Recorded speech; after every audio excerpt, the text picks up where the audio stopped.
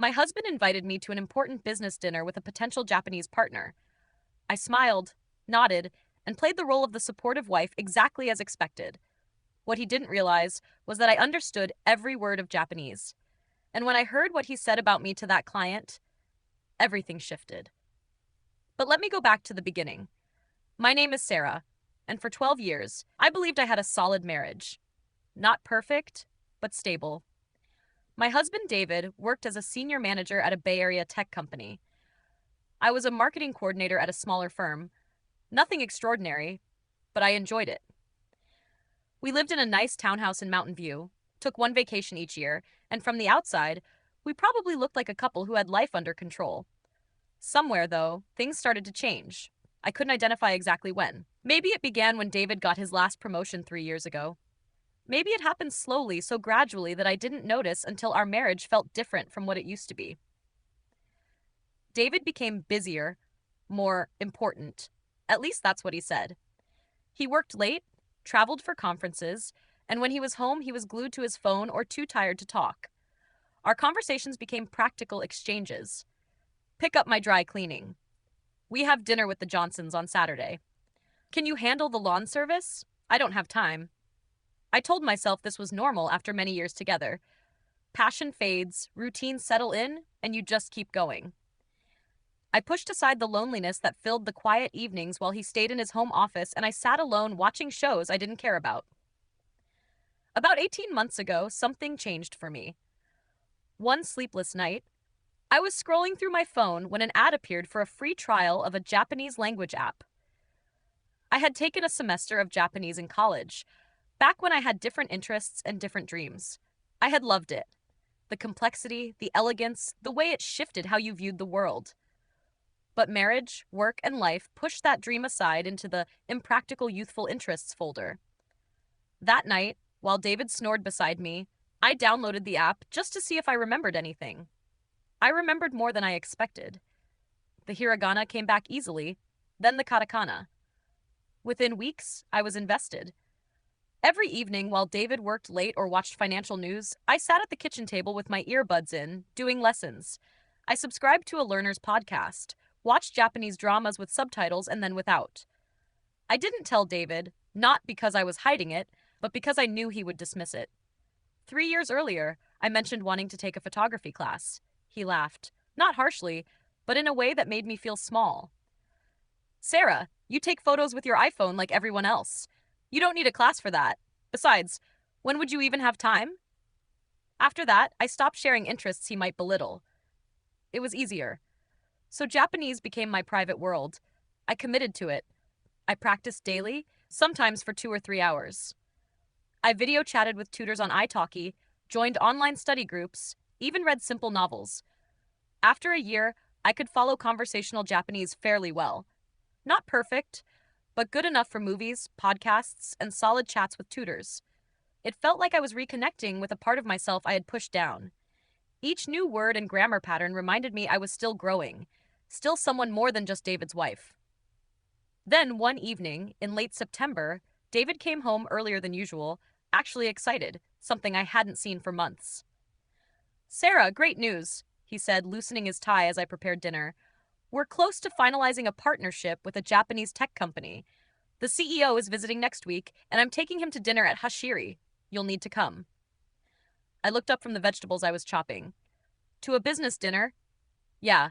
Tanaka-san asked if I was married. Script. Japanese business culture. They like to see stability. It looks good. He grabbed a beer from the fridge. Just look nice, smile, be pleasant. You know, the usual. Something about the way he said the usual bothered me, but I let it go. Sure. When? Next Thursday, 7 p.m. Wear that navy dress, the one with sleeves, conservative but elegant. Then he looked at me directly. Tanaka doesn't speak much English. I'll handle the conversation in Japanese. You might be bored, but just smile. My heart skipped. You speak Japanese? Picked it up working with our Tokyo office. I'm pretty fluent. It's one reason they're considering me for VP. He sounded proud. He didn't ask if I spoke it. He didn't even consider I might know anything about it. In his mind, I was simply the wife who smiled while important people talked. I turned back to the cutting board. That sounds great. I'll be there. After he left the room, I stood still, thinking. This was a chance to hear how he really spoke when he thought I couldn't understand. Part of me felt guilty, but a stronger part, the part that felt invisible, wanted to know the truth. The week passed slowly. I reviewed business Japanese, practiced polite expressions, and made sure I could follow a professional discussion. I had no idea what I would hear. Maybe nothing. Maybe everything. Thursday arrived. I wore the navy dress, modest heels, simple jewelry. The mirror reflected exactly what David wanted. A respectable wife who wouldn't embarrass him. The restaurant in San Francisco was sleek and expensive, the kind of place that required reservations months ahead. David booked it with his company card. We arrived early. David checked his reflection in his phone camera. Remember, he said, just be pleasant. Don't join the business talk. If Tanaka speaks to you in English, keep your replies short. We need him focused on the deal. I swallowed the irritation. We walked in. Tanaka was already seated. He stood to greet us. Mid-50s, silver-rimmed glasses, perfect suit. David bowed. I followed. They exchanged polite greetings in Japanese. I smiled, looking properly unsure, and sat where David indicated. They started in English with polite small talk, restaurant compliments, travel comments, questions about hosting international partners. Tanaka's English was far better than David had suggested. Just accented, not limited, changes. When menus arrived, the conversation naturally shifted Japanese.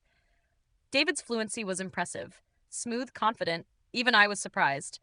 They discussed projections, expansion, technical details. I understood some, but not all.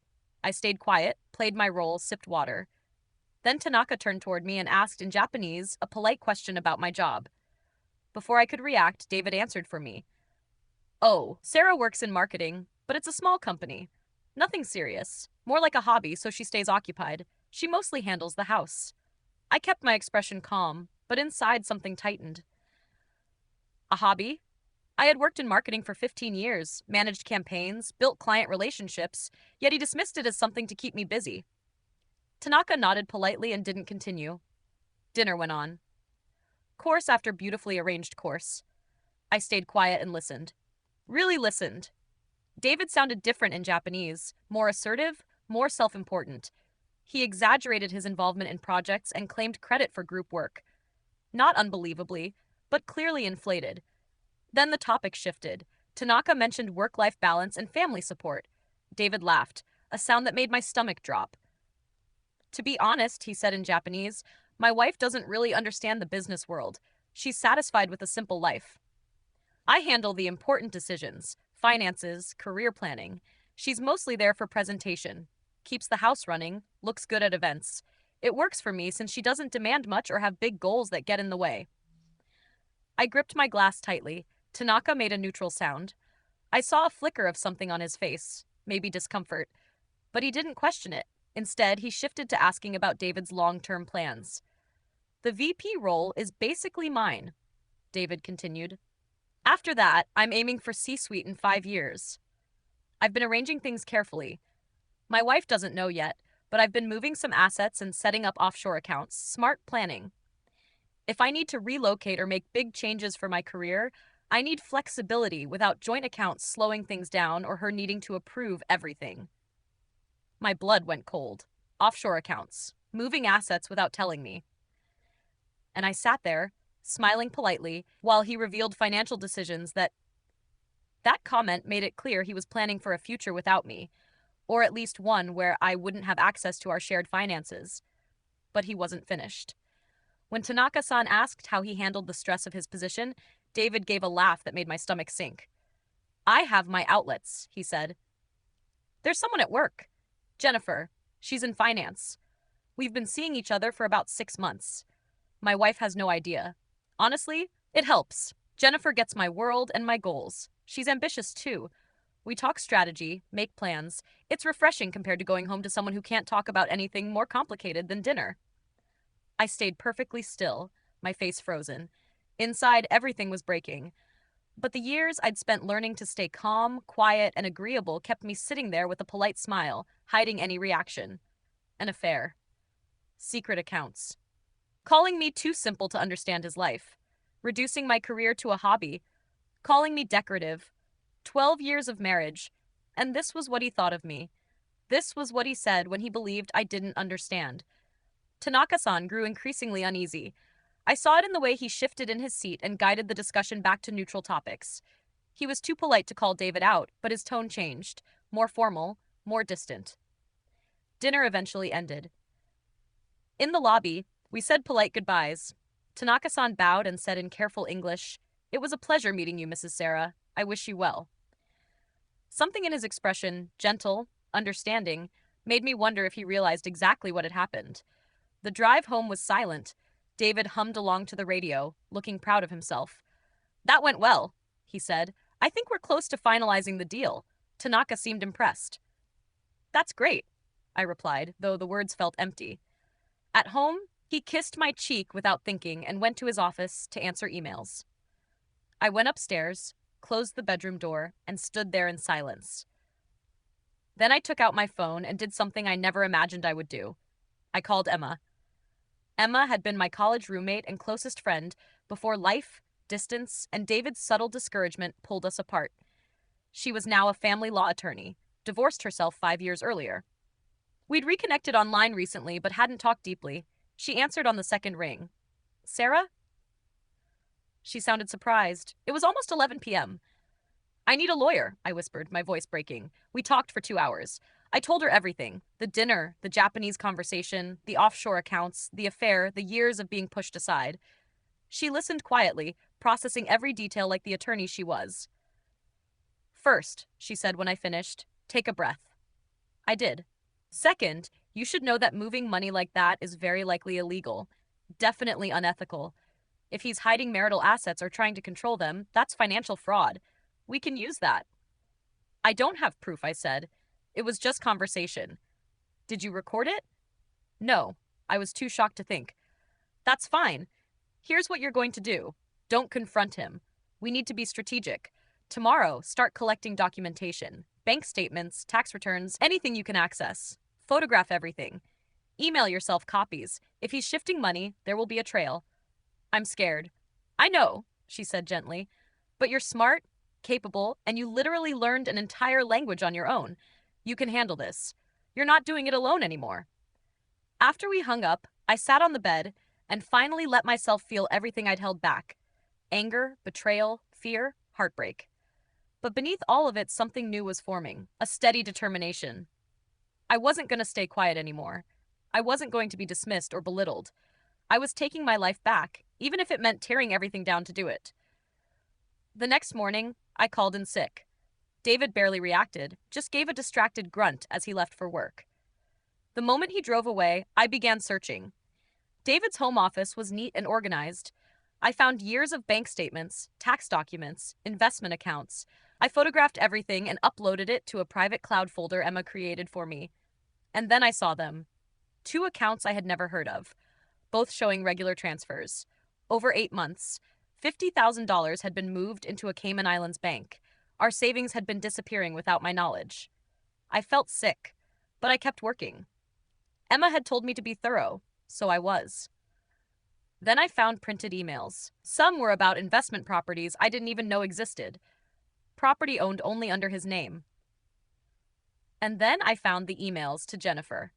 He'd printed them too, probably to refer to certain dates or figures. They were explicit, affectionate, and clearly planning a future together, with no changes. One message read, "Once I handle the Sarah situation, we can stop hiding." The Sarah situation. That was what I'd become, a problem to resolve. I spent 6 weeks collecting evidence while living with a man I now saw clearly for the first time. Every touch made my skin crawl. But I played the role, made dinners, asked about his day, pretended nothing was wrong. Emma built the case. Twice a week, I went to her office with new documents.